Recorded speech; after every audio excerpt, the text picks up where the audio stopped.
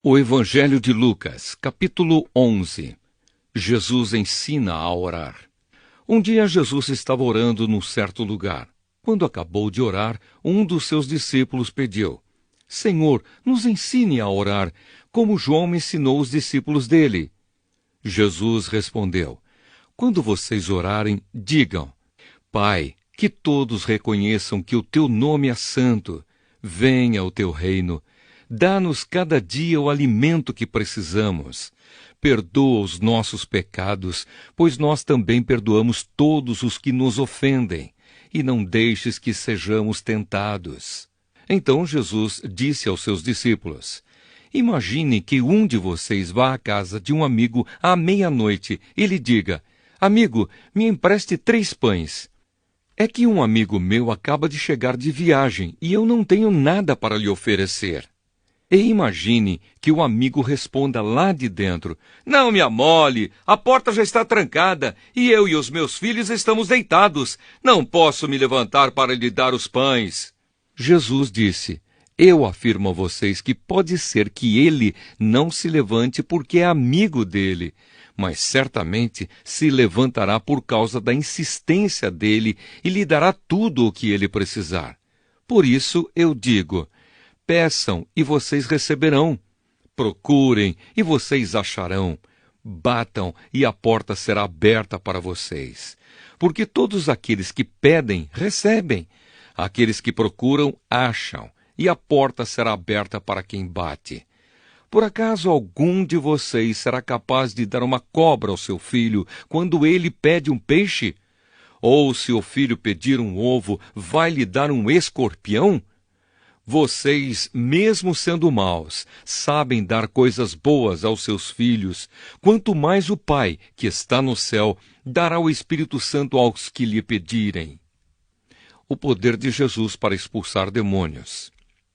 Jesus estava expulsando de certo homem um demônio que não o deixava falar. Quando o demônio saiu, o homem começou a falar. A multidão ficou admirada, mas alguns disseram: É Beelzebul, o chefe dos demônios, que dá poder a este homem para expulsar demônios. Outros, querendo conseguir alguma prova contra Jesus, pediam que ele fizesse um milagre para mostrar que o seu poder vinha de Deus. Mas Jesus, conhecendo os pensamentos deles, disse: O país que se divide em grupos que lutam entre si certamente será destruído.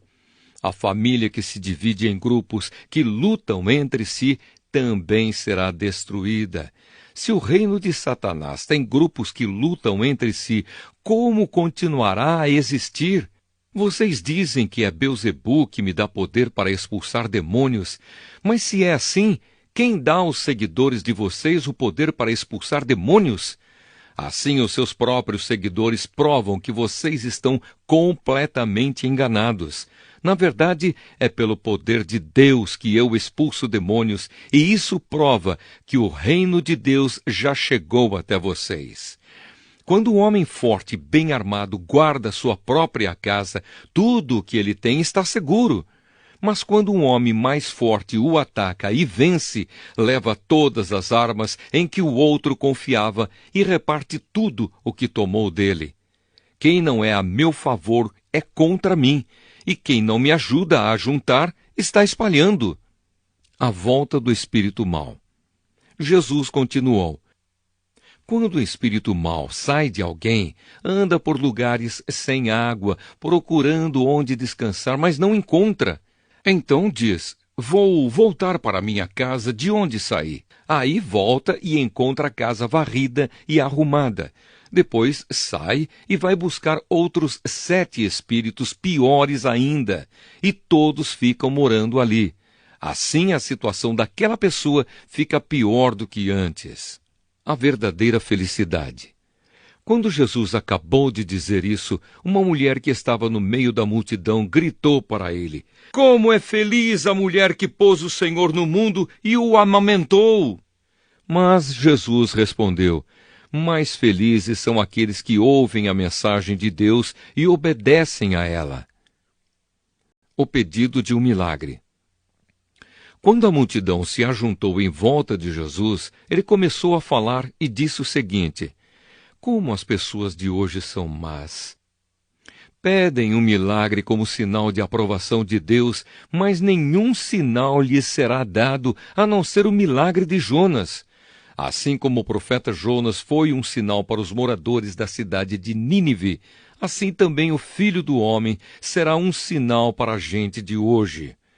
No dia do juízo, a rainha de Sabá vai se levantar e acusar vocês, pois ela veio de muito longe para ouvir os sábios ensinamentos de Salomão. E eu afirmo que o que está aqui é mais importante do que Salomão.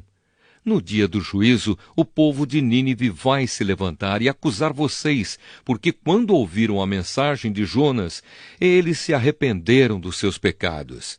E eu afirmo que o que está aqui é mais importante do que Jonas. A luz do corpo. Jesus continuou: ninguém acende uma lamparina para pôr num lugar escondido ou debaixo de um cesto. Ao contrário, ela é colocada no lugar próprio, para que os que entrarem na casa possam enxergar tudo bem. Os olhos são como uma luz para o corpo.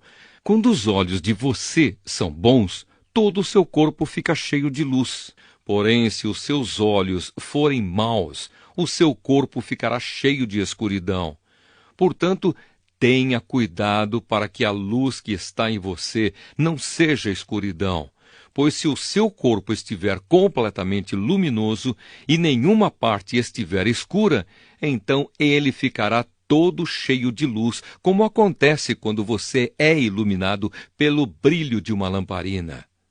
Jesus, os fariseus e os mestres da lei. Quando Jesus acabou de falar, um fariseu o convidou para jantar na casa dele. Jesus foi e sentou-se à mesa. O fariseu ficou admirado quando viu que Jesus não tinha se lavado antes de comer. Então o Senhor disse a ele: vocês fariseus lavam o copo e o prato por fora, mas por dentro vocês estão cheios de violência e de maldade. Seus tolos! Quem fez o lado de fora não é o mesmo que fez o lado de dentro? Portanto, deem aos pobres o que está dentro dos seus copos e pratos, e assim tudo ficará limpo para vocês.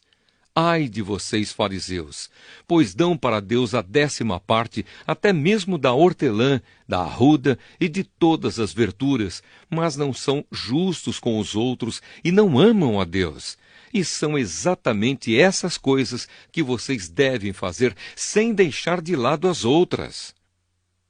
Ai de vocês, fariseus, pois gostam demais dos lugares de honra nas sinagogas e gostam de ser cumprimentados com respeito nas praças.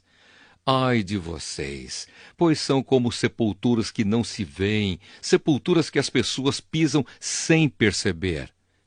Então o mestre da lei disse a Jesus: Mestre, falando assim, o Senhor está nos ofendendo também.